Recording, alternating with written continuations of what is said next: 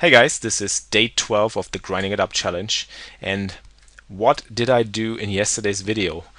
I must have officially jinxed it. I don't know what happened. I mean, it was quite the opposite of what I experienced in the previous days, and it's a pretty normal swing, I'd say, but there was just not much to be done for me. There were just all the kinds of standard spots that you get into: the pre-flop all-ins, ace king against a pocket pair, coin flipping against short stacks, against mid stacks, getting it in with bottom set, getting sucked out by an overpair to which improves to top set. You know, that kind of stuff. It just happened all in one row, and there was just nothing I could do to prevent it. So I'm gonna spare you the details of that downer. I'm not gonna show you some hands. Actually, there was one spot where I got somebody to jam King Jack suited preflop against me, against my aces, and he made a flush. So, well, I mean, that kind of stuff, it happens, and you just gotta shrug it off. Seriously, 5 or 6 stacks, it's pretty much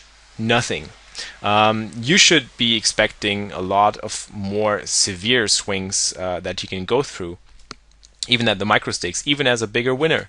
Even if your win rate has been steady and pretty big, there's nothing you can do against losing a couple of stacks in a bad session or in a bad day, even in a bad week. Let's not hope for this to continue, but it just goes to show you that this happens to every one of us, and it's just a natural thing that comes with poker. So I had a pretty nice and big heater. What's this? This is like 15 stacks that I won, and I lost 5. So what's the big deal? No big deal at all. Right, so for today's video, instead of showing you some random bad beat stories or my guest visitor here again, who's looking for a fish, hello. Gonna put you aside for a second.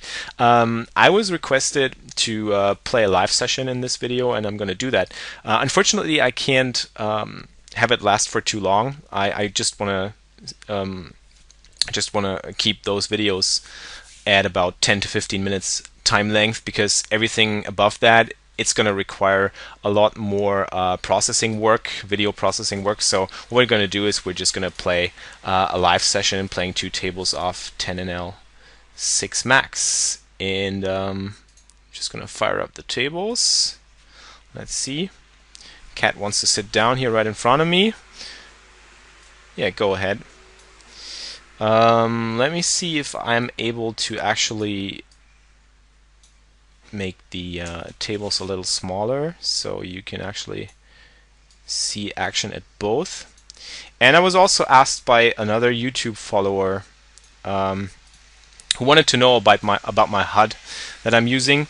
I talked about this in the previous video a little bit, so I'm going to go into some more details here.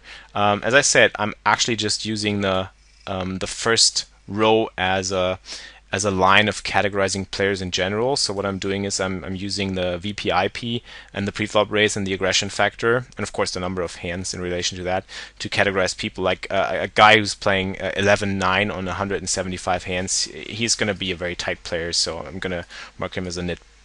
And that's, whoops, that's already going for some quick convergence. Considering that if somebody plays only 11% of hands within the first 175 hands, you can be sure that he will be a very tight player. It's pretty likely that he will end up as a pretty tight player. I'm not sure if I can value bet this river. Yeah, I think it's too thin probably, but who knows. I could sometimes at least represent a bluff. Pocket fours, I'm just going to fold against the donk bet.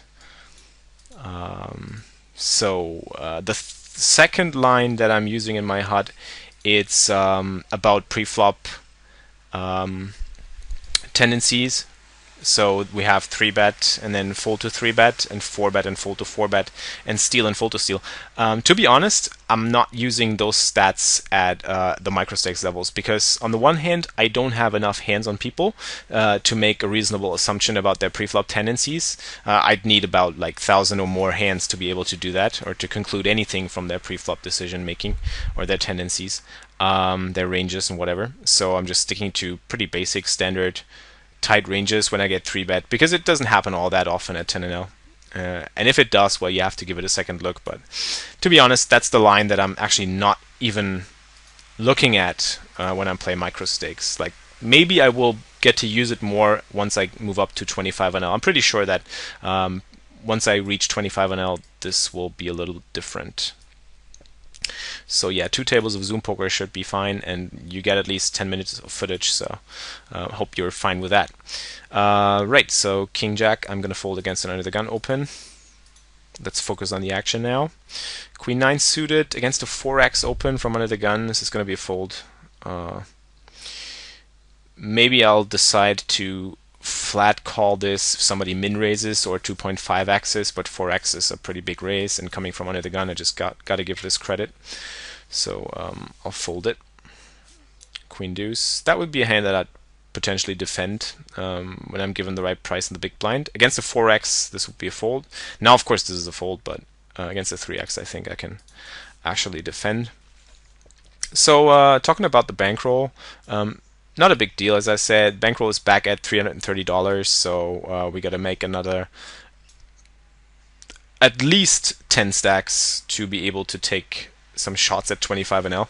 But losing 5 stacks like this, or even 6 stacks like this, it just also goes to show you that taking shots is a risky thing. I did that at 5 NL, and I got that downswing twice. So it does happen, and it's especially nasty when you're taking shots. So be careful with that, and maybe just invest a couple of buy-ins. What I'm going to do is I'm going to try and go for like 1 buy-in and try and invest it into a shot at 25 NL. And if it doesn't work out, then I'm just going to try and grind back, because for every 25 NL buy-in that I lose, I got to make back 2.5 stacks at 10 NL, which is quite a bit. So I definitely have to make a decision on when exactly the timing is right for taking a shot. So suited jack on the button. This is kind of a loose open, but these two guys seem pretty tight, so we're just going to get away with stealing a ton, I guess. Against a small open like this, even though he's short stacked, I get a decent price in position, so I definitely have to defend this. It's a suited jack after all, so it's a great hand. Suited and a little bit connected.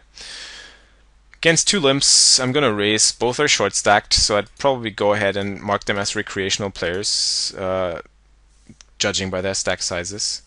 Both call, which I'm actually happy about, but I'm not too happy about the flop and getting donked into. With me not closing the action, I just have to give this one up.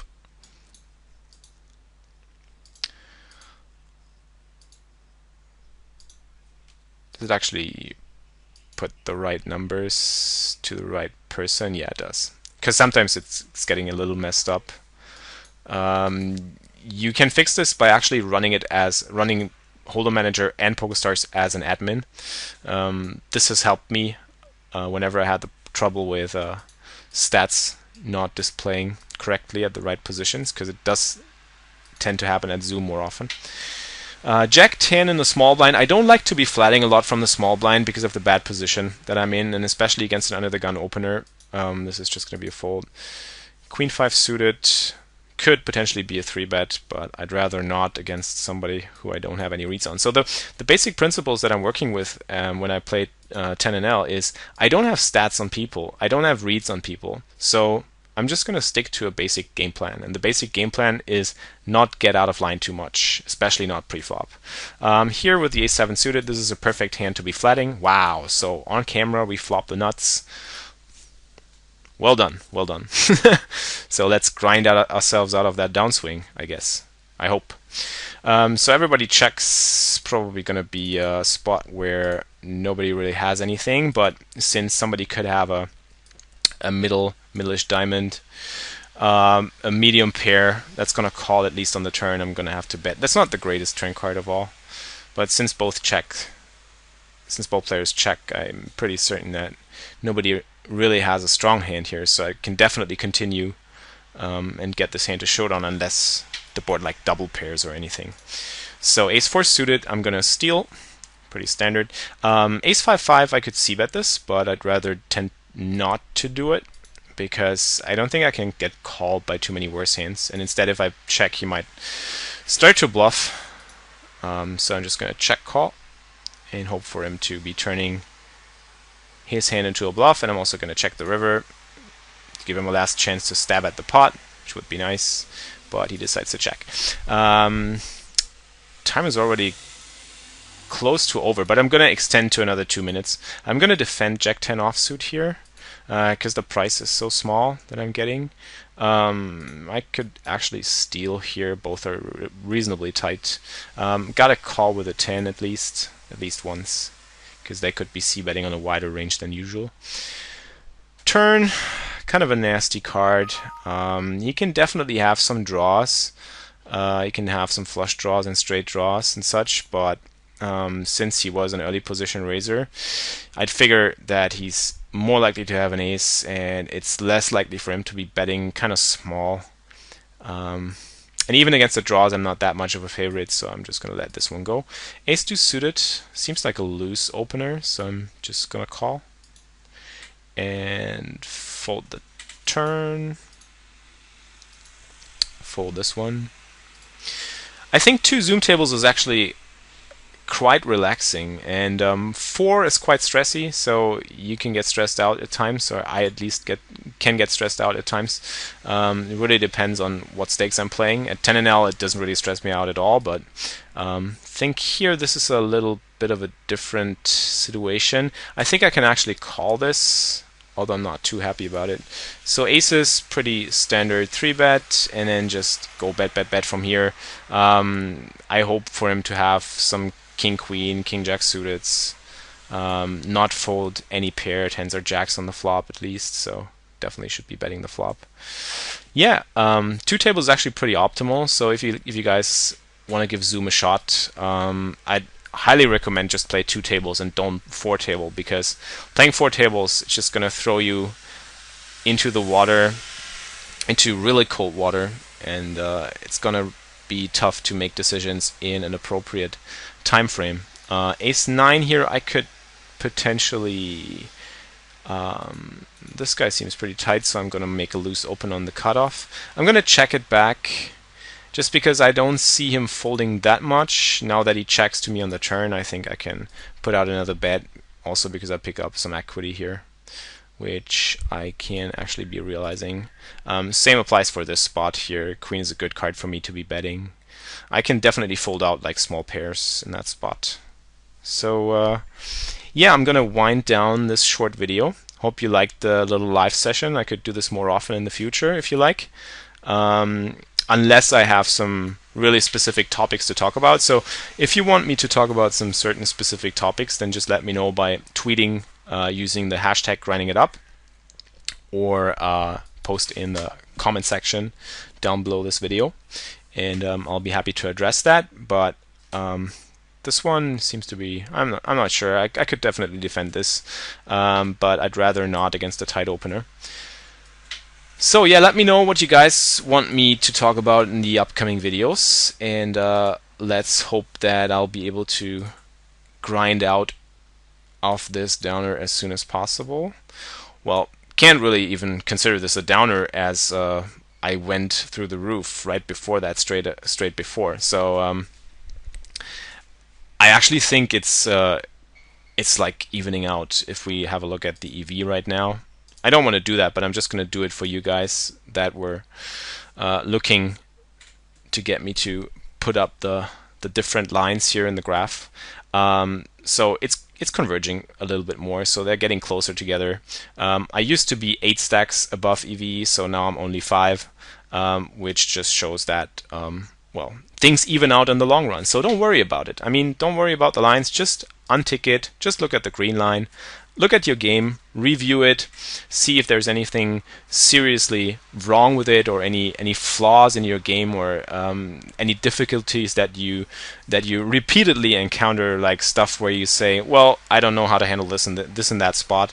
That's the most important thing to be doing when you try to improve, when we try to work your way up through the stakes. So that's it for day 12. Hope you enjoyed the little live session, and keep grinding it up, guys, and don't do the downswinging like I did.